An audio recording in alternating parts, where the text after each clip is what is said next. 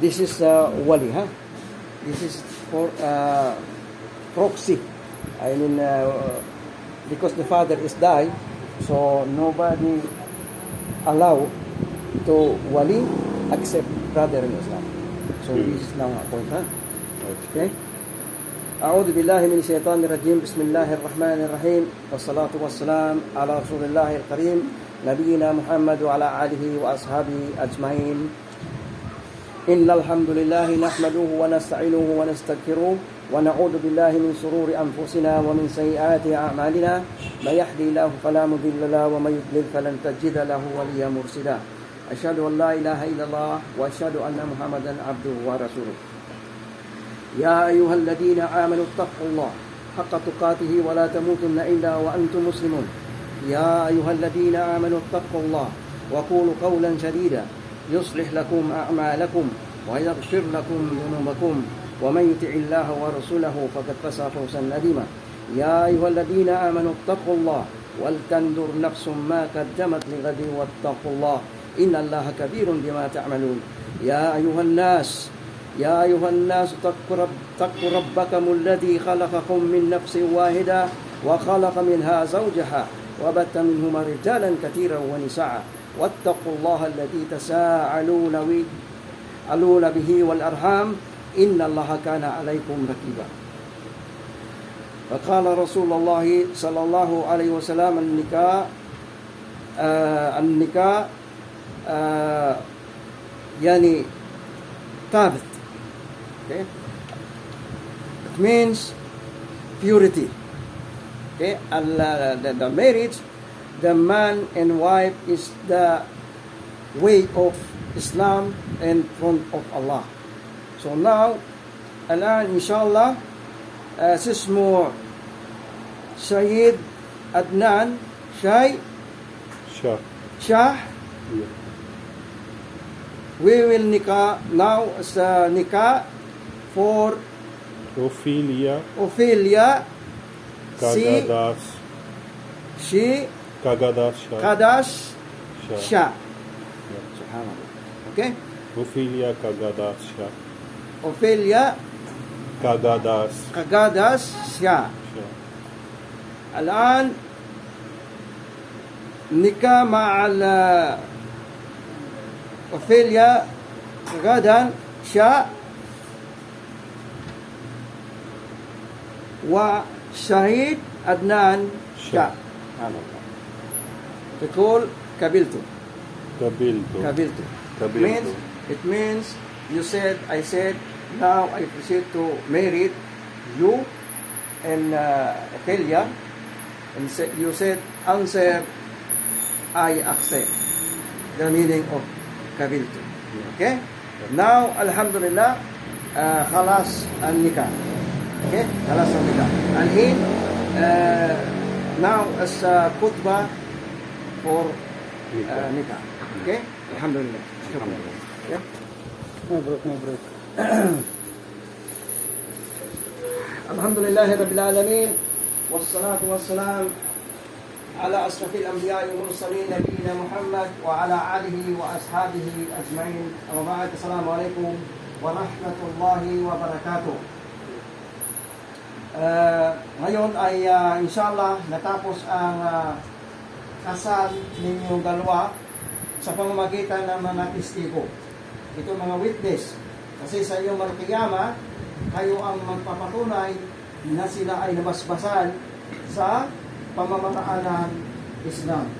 At itong pagpapakasal sa Islam ay hindi ito pangkaraniwang gawain ng mga Muslim.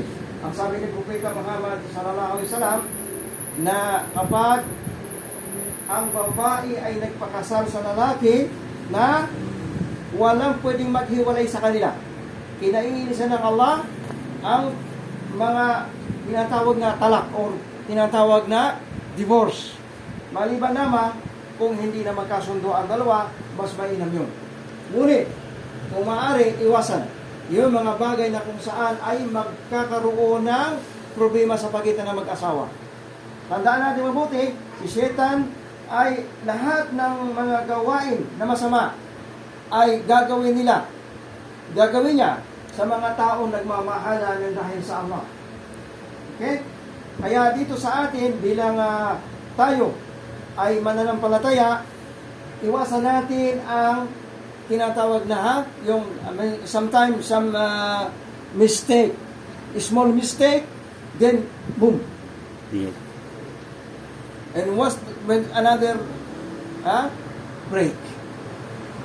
Okay? So ang ibig sabihin nito, respect. Irespeto ng babae ang kanyang asawang lalaki. Irespeto. Bakit? Ang sabi ng Propeta Muhammad SAW, ang inyong paraiso ay nasa ilalim ng talampakan ng inyong mga asawang lalaki. Okay? Pag inutusan kayo ng inyong asawang lalaki na gawin ang bagay na ito, hanggat hindi ito lalabag o lalabas sa batas ng Islam, kailangan niyo siyang sundin. Okay? Hanggat ang inyong asawang lalaki ay sumasamba sa Allah, hindi siya gumagawa ng mga bagay na nakakapinsala sa iba, hindi siya napastangan, kinakailangan sundin natin sila sa ayaw natin at sa gusto. Pero kapag ang lalaki ay may bisyo, umiinom ng alak, nagda-drugs, naninigarilyo, at hindi siya nagsasagawa ng sala ng 5 times a day, so ito ay mayroong karapatan ng babae na siya ay suwayin. So yun ang ilan sa mga gawain na kung saan ay itinuturo na sa atin ng Islam. Okay? Dito sa Islam, kailangan may respeto ang bawat isa. Ang karapatan ng lalaki sa kanyang asawa ay ang pagsilbihan siya. Pagsilbihan sa pamamagitan ng paglinis ng kanyang pagkasuotan, pagluluto ng kanyang mga pagkain.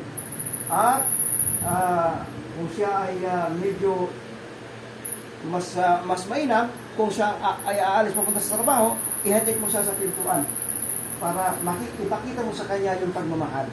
Okay? Ang karapatan naman ng babae sa lalaki ay ang siya ay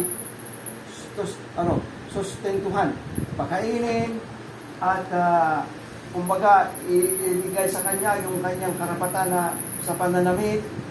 Yan. Okay?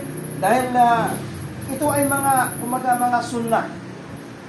Dahil kung ating pag-aaralan mabuti sa kapanahunan ni Propeta Muhammad sallallahu alaihi wasallam, ang Propeta Muhammad sallallahu alaihi wasallam ay mas mahirap pa sa daga. Sabi nga ng iba, mas mahirap pa sa daga. Okay? Sabihin, naghihikas ang Propeta Muhammad sallallahu alaihi wasallam na napakaubod ng hirap niya, na halos walang makain ang kanyang pamilya. Pero napangasawa niya ang pinakamayaman na babae sa Makkah, si Khadija radhiyallahu anha.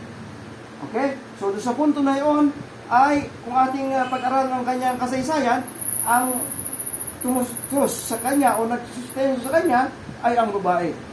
Kaya hindi rin pinagbabawal yon. Kung halimbawa ang lalaki ay walang hanapbuhay, ikaw na babae ay may hanapbuhay, huwag mong isipin na ikaw ang nagpapakain sa kanya. Huwag mong isipin na ikaw ang nagtutustos sa kanya. Kasi ang biyaya ng Allah, ang risk ng Allah sa atin, ipinapadaan lamang kahit kani-kanino. Okay? So, ikaw yung ginamit ng Allah para sustentuhan ang kanyang risk. Ganon din ang nangyari kay Khadija at kay Propeta Muhammad SAW sa kapanahon na niya. Okay? Na ang kayamanan ni Khadija ay ginamit sa da'wa, ginamit sa lahat ng panustos hanggang sa ito ay maubos sa larangan ng da'wa, way of Islam. Okay? Kaya dito sa punto na ito, mga kapatid, ay maging marespeto kayo sa bawat isa, igalang ang karapatan ng bawat isa, at magsagawa ng pagdarasal. Yun ang pinakamainam. Kasi kapag ang mga tao ay nagdarasal, ay maiilayo nila ang kanilang sarili sa mga gawain na hindi nakakabuti sa kanila. Kasi ang mga demonyo ay hindi sila makalapit sa taong nagsasagawa ng sala. Nakakalapit man sila pero hindi sila magtatagal. Pagdating ng oras ng pagdarasal, sibat na naman sila. Okay? So yan ang ilan sa mga bagay na ito. Inshallah, congratulations sa inyo. Ngayon lamang kayo naging halal sa paningin ng Allah. Pero alhamdulillah, dahil bago na dumating ang kamatayan, at least na sabi na soon, before come of the angel of death, you are now is halal. Okay? You and your wife is now, paano bang nag-inuwag kasawa ng kumbaga, sa paningin ng Allah subhanahu wa ta'ala. Okay? So, alhamdulillah, rabbil alamin, wa akhiru da'wana, assalamualaikum warahmatullahi wabarakatuh. So, congratulations, brother. Ha? Congratulations. Jazakallah. Yes. Congrats. So, ikaw niya na sister, yung mga babae, yun sa kanya, ikuha nyo sila, sila para. Jazakallah. Jazakallah.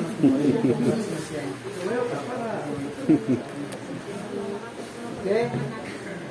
Ilan taon na po kayo, nanay? Sige. Tanda na. Afwan, kayo po, ilan taon na? Hindi pa ako makalakad. Buti masakit ang paa. Ayun! Mama Rose. Sister, ito yung mga pangalan na. Yan ang sa Sharia. Meron dito sa Jinsan, sa Marbin. Meron din dito. I-file nyo sa, mag-fill up kayo ng sa finance contract. Okay, may ano yan. Maaring babayaran nyo konti lang. Ito na Paul. yung pinag ko. Yes, kuha kayo ng form doon. Tapos walang nag-sign. Kayo na mismo. Nakatingin ka dun sa may Ikaw, may nakalagay Walang problema. Kunin nyo lang yun. Ipa. Papirmahan ko lang. Okay? Alam nyo rin ang plan. Wait, wala. Gusto niya sa Sila kaya nakita kaya yung Manuela. Yes. Paano mabili hindi siya mahirapan? Magkano ba binabayaran niya? 450 lang yung ito nga po. Hindi. At least, magagamit nyo. Basta lang may birth kayo ha? Basta may birth kayo ka lang. Birth certificate nyo, ha? Yes, sure. Complete, ha? Complete. The food is ready. Food is ready. We serve now. Okay. So, Mama, ready? now, Yep. Congratulations. Thank you.